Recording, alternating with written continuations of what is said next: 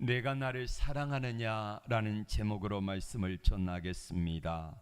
여러분, 지인, 친구, 연인을 어떻게 구별할까요? 지인은 가끔 만나는 사람입니다. 언제 만납니까? 일이 있을 때만 만나는 사람이 지인이에요. 그럼 친구는 어떤 사람일까요? 일이 없어도 보고 싶으면 만나는 사람이 친구지요. 연인은 어떻습니까? 연인은 일이 없어도 일부러 만들어서 만나는 사이가 연인이지요.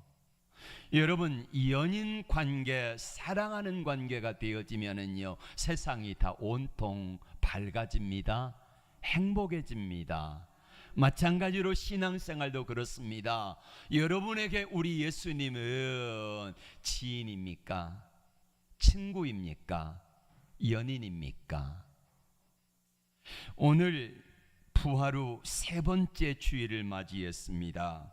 부활하신 예수님이 두 번 예루살렘에서 만나 주셨죠. 그리고 갈릴리에서 만나자고 하는 약속에 따라 제자들은 갈릴리로 왔습니다. 그런데 문제는 뭐냐면은 예수님의 살아생전에 계실 때에는 많은 사람들의 헌신과 수고로 말미암아 먹는 문제가 해결이 되었는데 예수님이 안 계시니까 그 먹는 문제가 해결이 안 되는 거예요. 여러분, 장정들 11명이 하루에 얼마치를 먹겠습니까? 식비가 많이 들어가지 않겠습니까?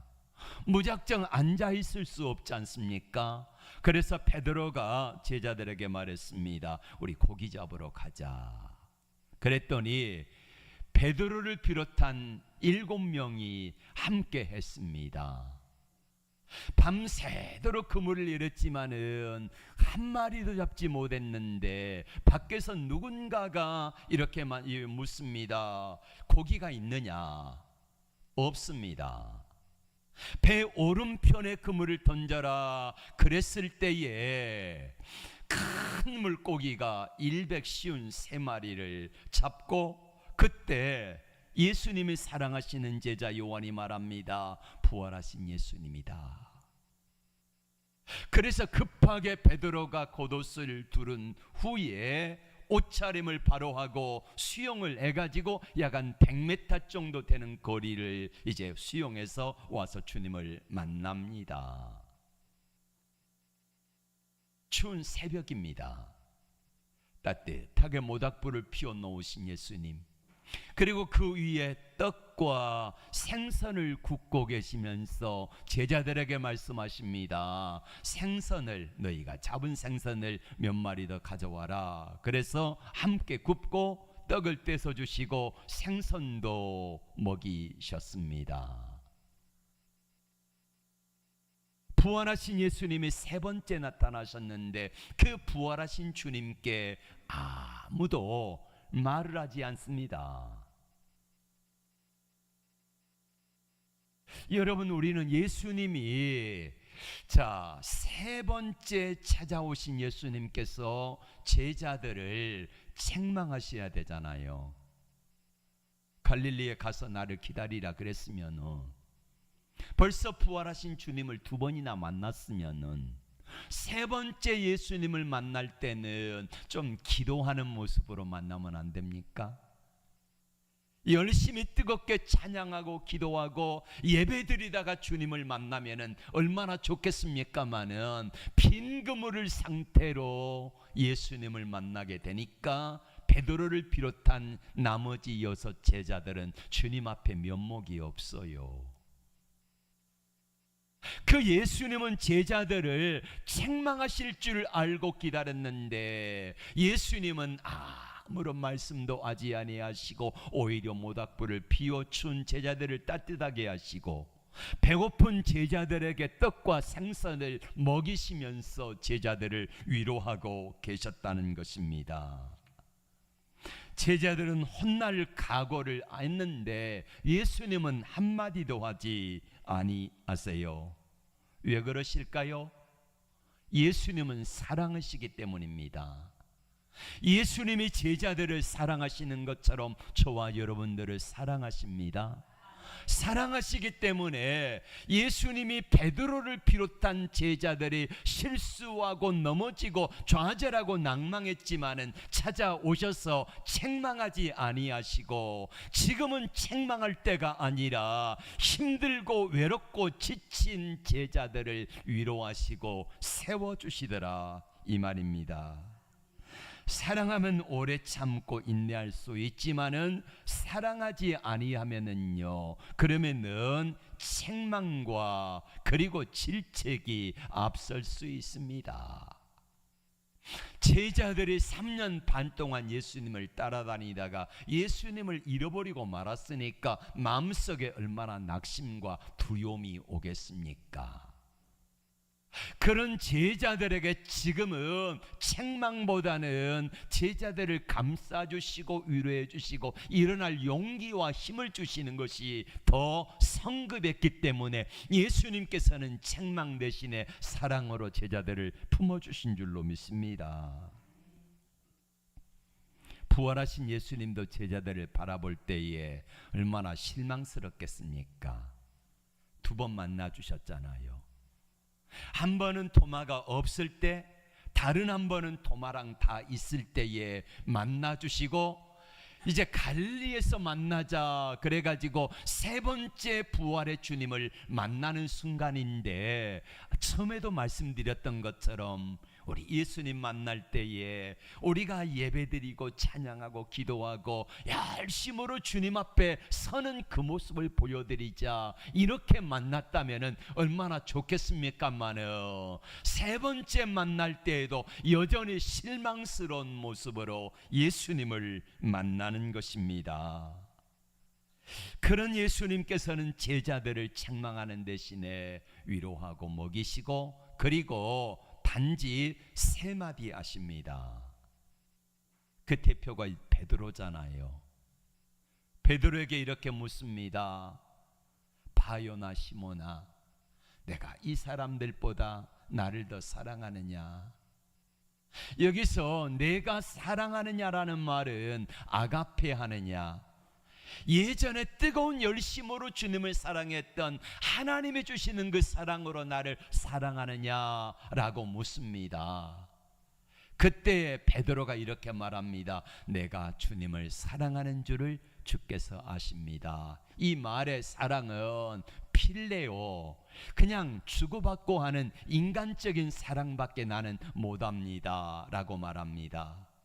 2번째 주님 묻습니다. 내가 나를 아가페 하느냐? 아닙니다. 저는 아가페는 못하고요, 그냥 필레오 합니다 말합니다. 그래서 3번째 다시 예수님 묻습니다. 그러면 내가 나를 인간적인 의리와 그리고 인간적인 그런 모습으로라도 내가 나를 사랑하느냐, 필레오 하느냐 물을 때에 베드로는 말합니다. 예, 저는 인간적인 사랑으로밖에 사랑할 수 없습니다. 이렇게 대답할 때에 예수님은 베드로에게 말합니다. 내가 내 양을 먹이라 하고 다시금 제 사명을 허락하여 주셨습니다.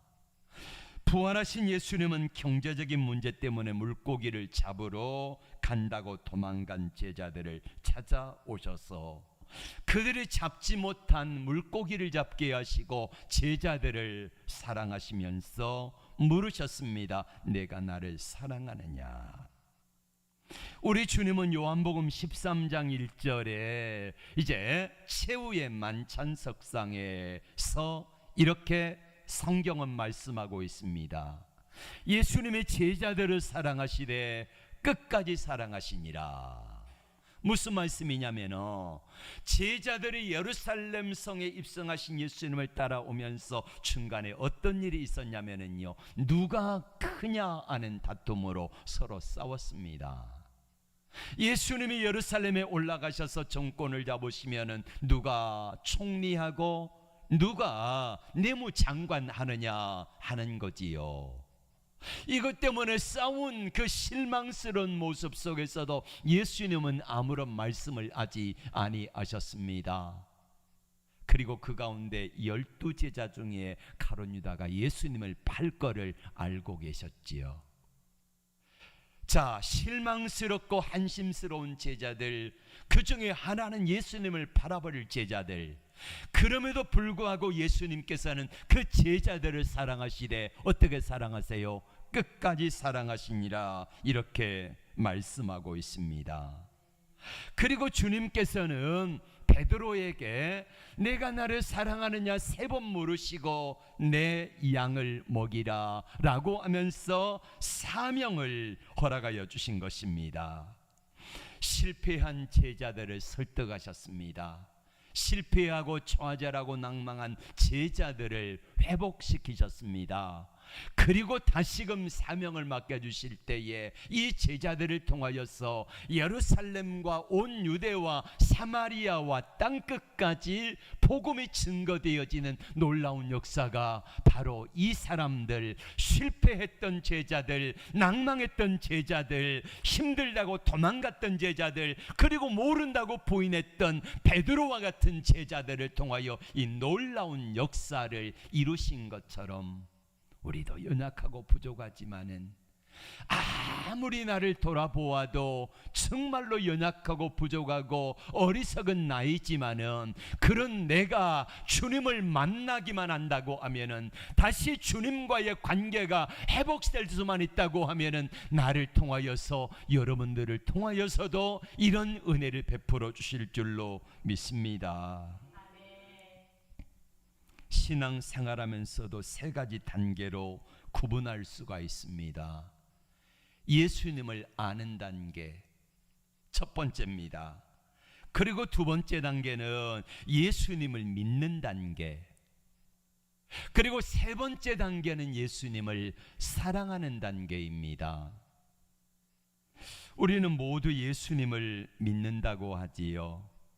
그런데 대부분의 사람들은 예수님을 아는 것을 믿는다고 하는 사람들이 많습니다. 예를 들어 볼까요? 자, 아는 믿음은 우리의 삶에 능력이 전혀 나타나지 않습니다. 왜요? 예수님이 일하지 않으시기 때문입니다. 아는 단계. 여러분이 저를 아십니까? 알지요.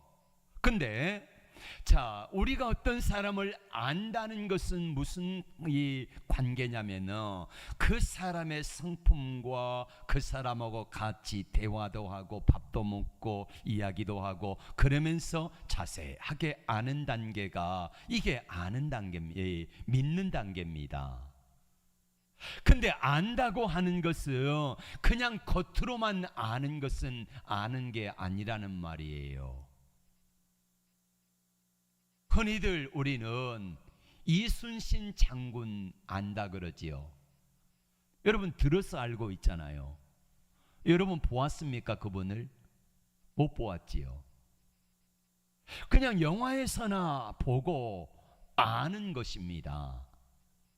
근데 우리는 예수님이 이순신 장군 잘 안돼요. 그러면 이렇게 물어보아야 됩니다. 이순신 장군도 너를 아느냐? 내가 예수님을 안다면 예수님도 나를 아시는 것처럼 이건 물어봐야 돼요. 여러분 예수님 압니까? 그럼 예수님의 여러분도 아십니까? 그래야지 진짜 아는 거예요. 나는 주님을 안다 그러는데 주님은 나 모른대요. 아는 게 아닙니다. 우리가 대통령을 안다 그러잖아요. 근데 대통령을 안다고 아는데 그러지요. 지금 대통령이 윤석열이잖아요. 자, 검사 출신이고 뭐 또 부인은 누구고 이렇게 해서 우리가 안다고 하지만은 물어봐야 돼요. 대통령이 나를 아느냐? 아는 거 아니에요. 자, 베드로가 예수님을 아는 단계를 거칩니다. 예수님이 어떤 분인가를 알게 하기 위해서 베드로에게, 제자들에게 많은 것들을 보여주셨습니다. 첫 번째 행하셨던 이적이 뭡니까? 요한복음 2장에서 물구를 포도주로 만드는 사건입니다. 요한복음 5장에서 오병이어 보리떡 5개와 물고기 2마리를 가지고 5,000명을 먹이셨습니다. 왜 먹이셨을까요? 제자들에게 예수님이 어떤 분인가를 보여주시면서 그림책으로 보여주신 것입니다. 제자들아, 나는 이런 사람이다. 나는 이런 하나님의 아들이다. 이거를 메시아다, 이거를 보여주신 거예요. 근데 제자들은 예수님을 안다고 하긴 했지만은 예수님을 믿지는 않았지요. 왜 믿진 않았다고 생각합니까? 예수님이 여러 번 말씀하셨는데 예수님의 말씀을 온전히 믿었다고 하면은 예수님을 신뢰해야 되는데 그 믿음이 없습니다. 뭘 보면 알 수 있어요? 예수님 부활하신다고 4번이나 말씀하셨습니다. 십자가에 죽으셨다가 부활하신다고 4번이나 말씀하셨는데 정작 부활하신 예수님을 만났던 막달라 마리아가 베드로와 요한에게 가가지고 전했습니다. 했는데 믿지 아니하였더라. 마가복음 15장에 말씀합니다. 엠마오로 가는 2 제자들이 예수님을 만났습니다. 부활하신 예수님을 만나가지고 돌아와가지고 보고를 하니까 제자들이 뭐라고 말합니까?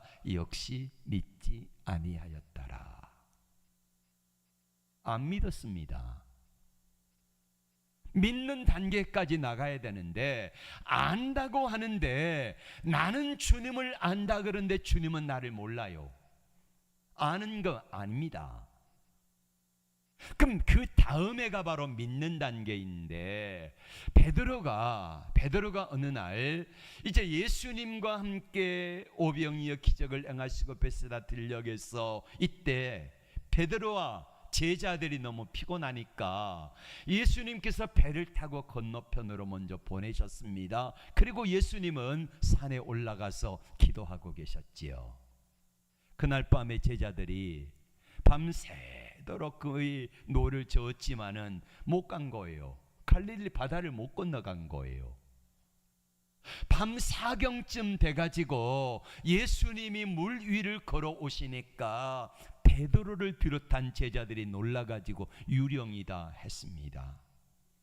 유령이다. 여러분 혹시 유령 본 적 있습니까? 귀신 만난 적 있습니까? 저희 아버님은요 제사 드리러 갔다가 오시다가 귀신을 만난 거예요. 귀신을 만났는데 귀신이 어디로 인도를 했는지 밤새도록 그냥 귀신에게 끌려다녀가지고 아버님이 하신 말씀 뭐냐면은 나중에 이제 해가 뜰녘이 돼가지고 정신 차리고 보니까 어디 와 계시냐면은 그 가시 울타리를 어떻게 넘었는지요. 가시 울타리 안에서요 뱅글뱅글 돌면서 그렇게 계셨대요. 어떻게 들어갔는지 모르겠대요. 그 안에를. 귀신이 귀신이다 이래가지고요 유령이다 이런 일들이 흔하게 일어났잖아요. 옛날에는.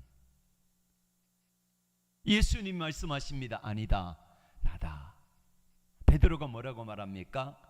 만일 정말로 당신이 예수님이시거든 나를 명하여 무리를 걸어오라 하소서. 그랬더니 예수님이 오라 했어요.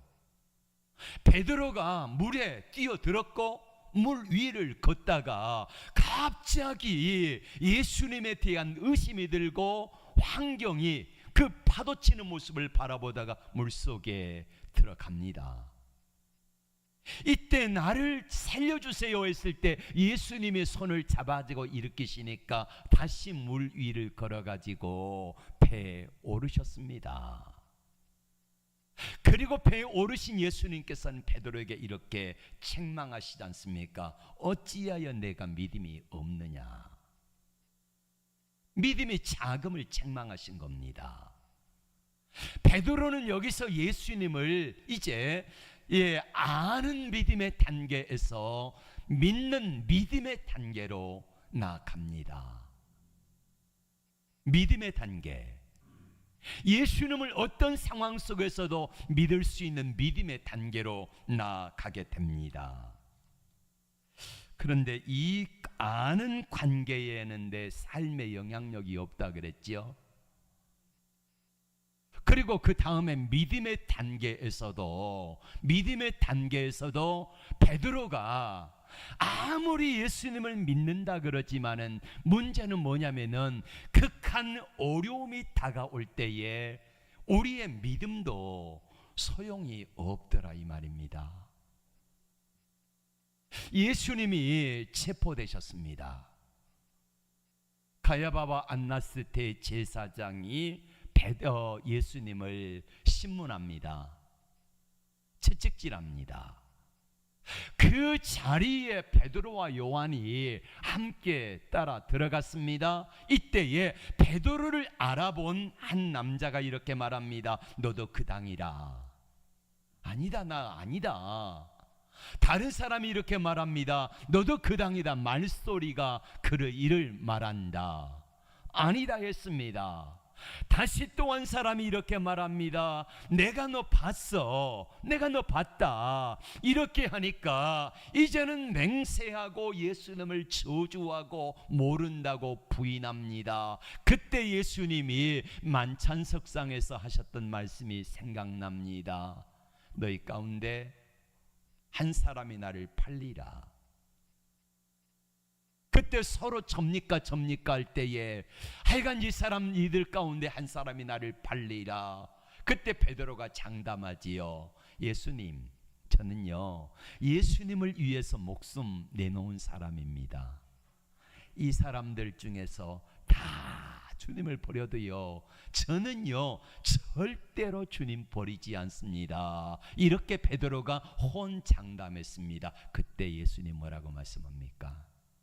베드로야, 내가 오늘 밤 닭이 2번 울기 전에 3번 나를 부인하리라. 이렇게 말씀합니다. 예수님을 모른다고 부인했던 베드로가 밖에 나와서 이 말씀이 생각나가지고 심히 통곡했다고 하지 않습니까? 아는 믿음의 단계를 넘어서 믿음의 단계, 믿는 관계가 회복이 되어도요 우리 주님이 나를 알고 내가 주님을 아는 믿음의 단계여도 극한의 어려운 상황이 있으니까 주님을 모른다고 부인하고 저주하고 맹세하면서 그렇게까지 되더라 이 말입니다. 우리가 예수님을 믿지요. 이제 여러분들은 아는 단계는 지난 걸로 생각을 합니다. 자, 아는 단계에서 나도 주님을 알고 주님도 나를 아는 믿음의 단계인데 많은 사람들이 극한의 어려움들이 오면은 예를 들면은 물질에 어려움이 온다든지 내 환경에 어려움이 온다든지 예수를 잘 믿고 주님도 나를 아시고 나도 주님을 아는 이 단계인데 내 삶이 고단하고 힘들고 어렵고 힘든 단계가 되어지면은요 베드로처럼 예수님을 모른다고 할 수 있더라 이 말입니다. 아무리 주님을 믿는다고 해도요 주님이 내게 그 어려운 상황 속에서는요 우리 주님 앞에 죽는 데까지 따라가겠습니다 된 베드로도요 예수님을 모른다고 부인하며 저주하고 맹세할 수밖에 없더라 이 말입니다. 그럼 어떻게 해야 됩니까? 오늘 예수님께서 이 베드로 모른다고 저주하고 맹세하고 도망갔던 베드로를 어떻게 회복시키시는가를 보면은 우리 주님이 우리를 어떻게 회복시키시는지를 볼 수가 있습니다. 아는 관계는 영향력이 없다 그랬지요. 믿는 관계, 나도 주님을 알고 주님이 나를 아는 관계에는 조금의 영향력은 있을 수 있습니다. 그런데 베드로처럼 힘들고 어려운 상황이 오면은요, 모른다고 부인하고 도망가 버립니다. 예수 믿다가 조금 힘들고 어렵고요, 내 삶이 고달프고요, 내가 원하는 대로 무엇인가가 이루어지지 아니하면은요, 많은 사람들이 예수를 떠나는 사람들 보았습니다. 적극적으로는 예수를 떠나는 사람들이 있고, 소극적으로는 예수를 떠나진 않지만은요, 입이 거칠어져요. 입이 불평과 원망이 가득하게 쌓입니다. 말하는 거 보면은요, 하면 불평입니다. 교회 와서도 대화하는 것 보면은요, 부정적인 이야기만 자꾸 해요. 왜 그래요? 내 삶이 고달프니까. 근데 예수 믿고 나서 내 삶이 형통하고 잘 되면은 그런 말이 나오겠습니까? 안 하지요. 하라 그래도 안 하지요. 이해는 갑니다. 그러면은 그 사람들을 어떻게 하면은 우리가 나중에 베드로가 변화돼 가지고 죽는 데까지 나가는 이 단계까지 갈 수 있을까요? 오늘의 해답이 있습니다. 예수님은 베드로에게 3번 물으실 때에 뭐라고 물으셨죠? 내가 나를 사랑하느냐 물으셨습니다. 여러분, 우리가 주님을 믿는다고 하지만요, 이 믿음의 단계에서 아는 단계는 전혀 우리의 삶에 영향력도 없고, 믿는 단계에서는 조금의 영향력은 있지만은, 그러나 베드로가 예수님을 부인했던 것처럼 힘들고 어려울 때는 우리도 그럴 수 있다니까요. 그러나 사랑하는 단계가 되어지면 어떡합니까? 사랑하는 사람을 위해서는요, 어떡합니까? 목숨까지 내놓지 않습니까? 내 아까울 게 없는 게 사랑하는 사람을 위해서 주는 거예요. 여러분, 우리 청년들, 연애하는 청년들 많잖아요. 내가 저 사람을 사랑하는지 저 사람이 나를 사랑하는지 이거를 시험해 볼 수 있는 것은 뭐냐면요, 내가 저 사람에게 무엇인가를 해줄 때에 아까우면은요, 사랑하는 게 아닙니다. 어떤 단계요? 믿음의 단계예요. 2번째 단계, 믿는 단계입니다. 근데 내가 저 사람을 위해서 뭔가를 해주는데 기뻐요, 행복해요, 막 더해주고 싶어요. 사랑하는 단계 맞습니다. 근데 죽어도 아까운 단계는요, 그냥 사랑하는 단계가 아니라 믿는 단계예요. 믿는 단계. 친구의 관계라는 말이에요. 친구의 관계. 사랑하는 관계가 되어지면은요, 이게 주는 게 아깝지가 않아요. 죽어도 행복하다니까요. 맞습니다. 예수님이 이 땅에 오셔서, 자, 요한복음 3장 16절, 하나님이 세상을 이처럼 사랑하사, 하나님이 김종현이를 이처럼 사랑하사 독생자 예수님을 십자가에 못 박아 죽이시기까지 사랑하셨다. 요한복음 10장 11절에 나는 선한 목자라, 선한 목자는 양을 위하여서 목숨을 버리거니와. 그러면 선한 목자가 아닌 사꾼 목자는 어떡합니까? 목숨 안 걸어요. 맹수가 와가지고 양을 공격하면 내 목숨이 우선순위지요. 양이야 잡혀 먹든 말든 내가 살아야 하지 않겠습니까? 그러나 진짜 선한 목자는 양이 죽어가는 모습을 바라보면서 다윗처럼 사자나 곰이 달려와도요, 달려가가지고 그거 양을 사자와 곰의 이빨에서 건져내는 게 바로 선한 목자 아니겠습니까? 베드로는 주님을 아는 단계에서 이제는 무리를 걸으면서 주님을 믿는 단계로 점점 나아갑니다. 그리고 마지막에는 바로 내가 나를 사랑하느냐라고 하는 이 말씀 앞에서 베드로는 진짜 녹아집니다. 그리고 내가 주를 사랑하는 줄을 주께서 아시나이다. 그 이후에 베드로는 주님의 말씀에 따라서 이제 예루살렘에 올라가 가지고 마가 다락방으로 가지요. 마가 다락방에 올라가 기도하는 베드로와 제자들, 열흘 동안 간절히 기도했습니다. 그랬더니 하나님의 성령의 충만함을 받게 됩니다. 그러자 성령의 충만함을 받고 난 제자들의 마음속에 이제는 아는 단계에서 믿는 단계로, 그 믿는 단계에서 주님을 사랑하는 단계가 되어지니까 이제는 어떡합니까? 제사장과 서기관과 장로와 바리새인들이 제자들을 예수님을 증거한다고 잡아다가 옥에 가두었습니다. 예수 이름으로 더 이상 말하지 말라 그랬습니다. 그런데 제자들이 주님을 사랑하니까 어떡합니까? 여러분, 이런 말이 있잖아요. 사랑하는 사람의 모습은 숨길 수가 없다고. 여러분, 연애하는 사람들 보세요. 얼굴에 나타나 있어요.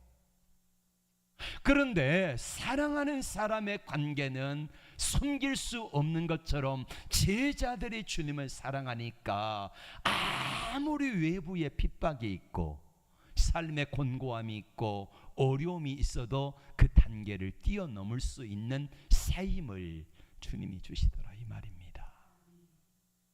여러분들은 주님과의 관계가 어떤 관계입니까? 아는 단계? 아니면 믿는 단계? 조금의 영향력은 있겠지요.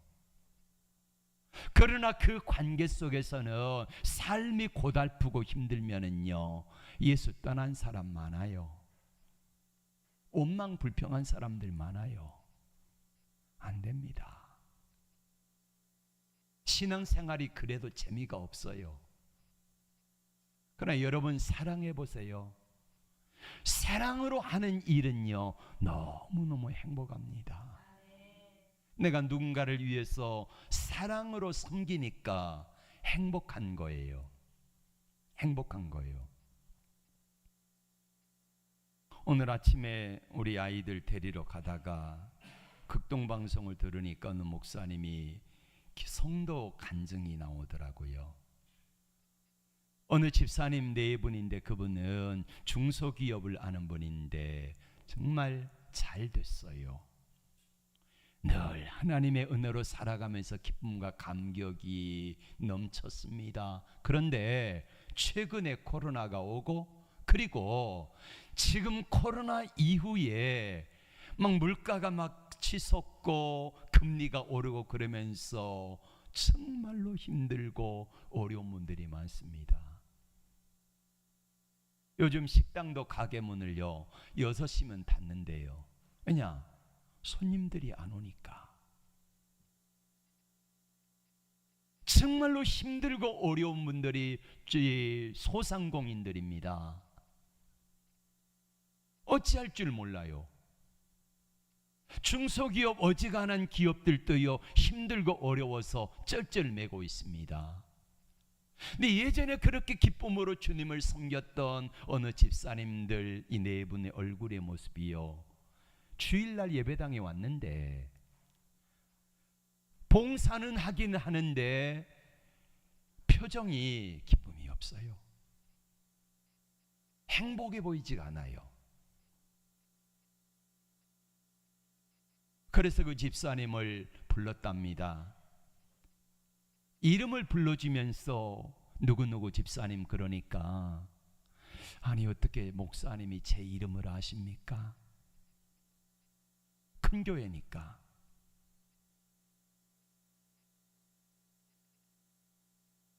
제가 집사님의 이름을 아는 것처럼 예수님이 집사님의 이름을 아시고 집사님의 힘듦을 아시고 그리고 집사님과 가장 가까이 계십니다.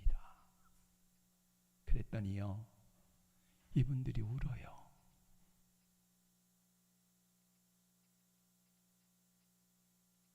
여러분, 주님은 우리의 모든 것들을 아십니다. 우리의 힘듦과 우리의 어려움을 아시고 나를 위해서, 하나님 보좌 우편에 계신 우리 주님이 지금도 나를 위해서 간구하고 계세요. 이제는 우리가 아는 믿음에서 이제는 믿는 믿음으로, 믿는 믿음의 단계를 지나서 이제는 주님을 사랑해 보십시오.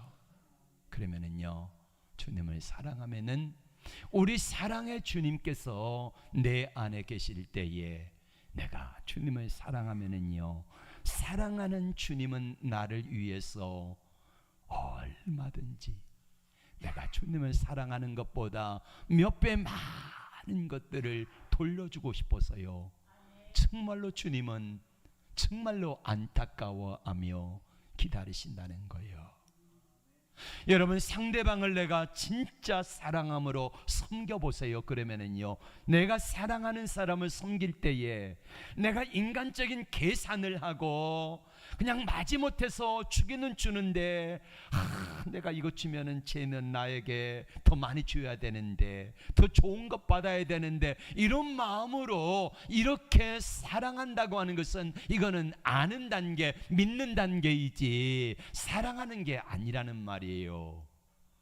사랑함으로 주어보세요. 사랑함으로 섬겨보시면은 사랑을 받은 그 사람은 내게 더 많은 사랑으로 갚아주기를 원하지 않겠습니까? 맞습니다. 내가 주님을 사랑합니다 라고 하면서 내가 주님 앞에 사랑으로 섬기는 그 사랑의 깊이와 넓이와 그 높이가 얼마나 하겠습니까? 근데 주님께서는 나의 작은 사랑을 받으시고, 우리 하나님께서 얼마나 큰 사랑으로 우리에게 다가오실지 한번 생각해 보시기를 바랍니다. 아는 믿음에서 이제는 믿는 믿음으로, 그리고 이 사랑하는 믿음으로 한번 해보세요. 잘 안 됩니다.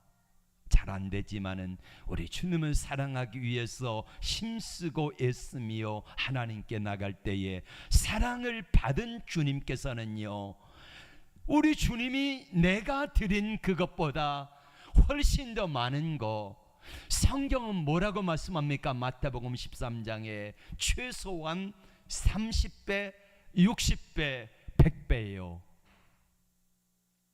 이렇게 갚아주시는 분이 바로 좋으신 우리 주님이십니다. 기도합니다. 주님, 베드로를 비롯한 12 제자들, 먹고 사는 문제 때문에 어쩔 수 없이 갈릴리 바다로 나가야 했습니다. 책망하지 아니하시고 찾아오신 예수님께서는 제자들의 마음을 헤아려 주셨습니다. 내가 너희들을 안다. 형편도 알고 너희들의 처지도 안다. 그런데 너희가 해야 되는 것은 배 오른편에 그물을 던져라. 그리하면 잡으리라. 오른편이다, 내 편이다, 말씀 편이다 하시면서 제자들을 회복시켜 주십니다. 제자들은 예수님을 아는 단계에서 믿는 단계로, 그리고 믿음의 단계에 있었던 베드로와 제자들이 아무리 주님을 믿는다고 하지만은 상황이 어렵다 보니 예수님을 모른다고 부인하고 도망가 버리고 말았습니다. 주님, 우리도 그렇습니다. 우리 주님을 믿는 단계에서는 우리가 주님을 섬기는데 힘들고 어려우면은 도망가 버리고, 또 연약하고 또 아파가지고 원망불평 속에 살아갑니다. 하나님 아버지, 이 문제를 해결하기 위하여 주님은 찾아오셔서 베드로에게 묻습니다. 내가 나를 사랑하느냐? 3번 물으시고 내 양을 먹이라 하며 사명을 주셨습니다. 다시금 예수님을 믿는 믿음으로 말씀대로 순종하여 예루살렘에 올라가 하나님 앞에 기도하고 간구할 때에 오순절 성령의 충만함을 받고 제자들은 담대하게 나가게 됩니다. 우리에게도 이 은혜를 베풀어 주시옵소서. 믿는 단계에서 주님을 사랑하면은, 사랑으로 섬기면은, 사랑으로 하나님 앞에 나가면은 하나님 모든 것들 위에 하나님의 은혜로 역사해 주실 줄로 믿습니다. 우리에게 이 은혜를 주옵소서. 예수님의 이름으로 기도하옵나이다.